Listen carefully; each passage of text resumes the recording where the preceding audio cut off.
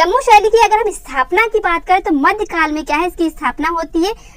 तो जम्मू शैली का मुख्य चित्रकार अगर आपसे पूछा जाए तो किसको बताना है, आपको नैनसुख को बताना है। कि यहाँ पर हम लोग देखेंगे चित्र देखेंगे, कौन कौन से चित्र हो जाएंगे, संसार चंद सिखों के साथ बाहू के राजा आनंद देव का भी चित्र यहाँ पर आपको मिल जाए, स्त्री भजन करते हुए एक ऐसा चित्र भी आपको मिल जाता है। और मियाँ मुकुंद देव का जो व्यक्ति चित्र है ये भी आपका क्या है, किसका, जम्मू शैली का चित्र है।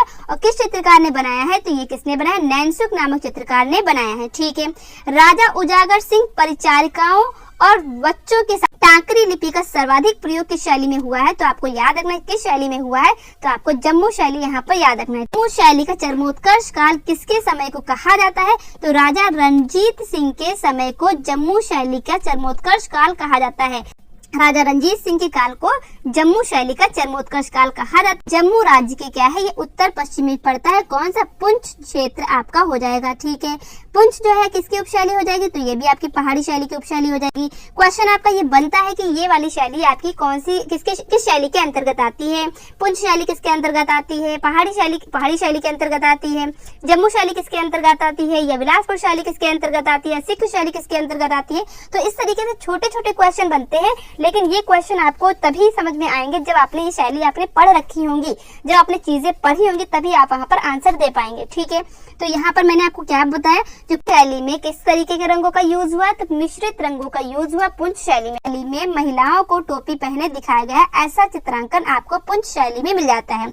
पुंछ शैली के जो 4 चित्र हैं वो कहाँ पर जो है संग्रहित है या फिर कहाँ पर रखे हुए हैं, तो सेंट्रल म्यूजियम लाहौर में क्या है, ये संग्रहित है यानी कि सुरक्षित है। नामक चित्रकार आपका पुंछ शैली का हो जाएगा। सिख शैली में क्या देखना है, अब देखिए सिख शैली इस नाम से ही यहाँ पर आपको पता चल रहा है कि यहाँ पर सिख से संबंधित चित्र आपको मिलेंगे ही। अब यहाँ पर देखेंगे सिख शैली में प्रमुख संरक्षक कौन था, राजा रणजीत सिंह था। सिख शैली का प्रमुख संरक्षक कौन हो जाएगा, तो राजा रणजीत सिंह हो जाएगा।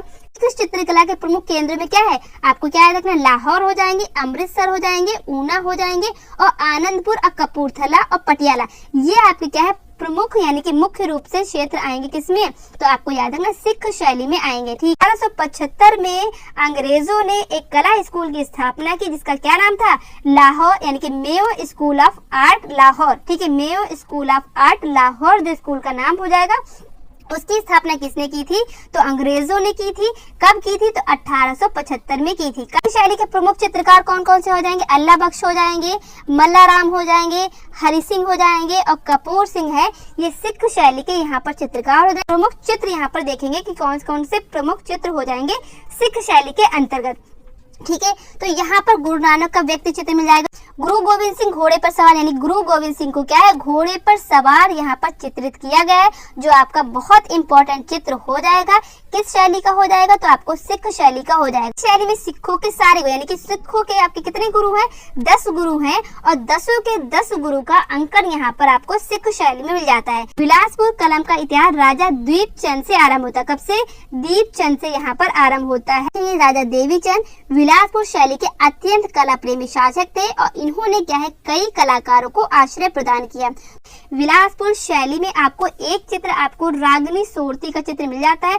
यहाँ का प्रमुख चित्रकार कौन सा हो जाए, किशन चंद यहाँ का प्रमुख चित्रकार हो जाए। आपको नाम से ही जाहिर हो गया कि जो क्या है कश्मीर इलाके में क्या है, जो जिस कला का विकास कश्मीर में हुआ उसी को क्या बोलेंगे, कश्मीरी शैली बोलेंगे। अब इस शैली में कार्य लगभग 1450 ईस्वी से क्या है आरंभ हो जाता है।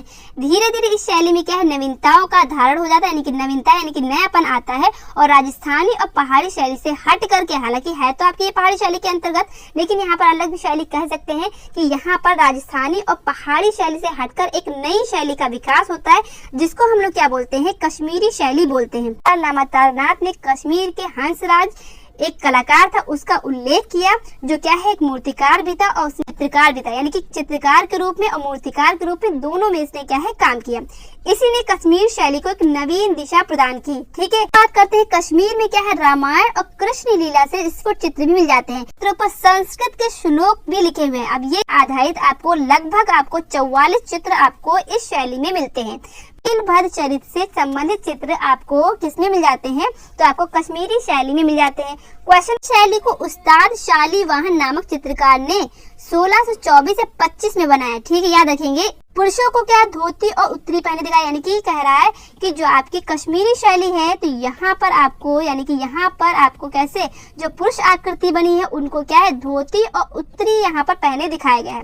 लघु चित्रों के अतिरिक्त पट चित्र, पट मतलब कपड़े पे आधारित चित्र भी आपको यहाँ पर मिल जाते हैं। महाराजा गुलाब सिंह का चित्र कश्मीरी शैली में ही बनाया गया। तो यहाँ के महाराजा ललितादित्य ने कश्मीर में मार्तंड का सूर्य मंदिर बनाया। आपको सूर्य मंदिर बहुत सी जगह पे मिलते हैं। इसी तरीके से मार्तंड का जो सूर्य मंदिर है, ठीक है, मार्तंड का जो सूर्य मंदिर है वो किसने बनाया है, तो महाराजा ललितादित्य ने बनाया। ठीक है, इस तरीके से इसे क्या कहते हैं, साइक्लोप ऑफ द ईस्ट भी कहते हैं, यानी कि पूर्व का दैत्य भी कहते हैं। ठीक, कश्मीर को धरती का स्वर्ग कहा जाता है, लेकिन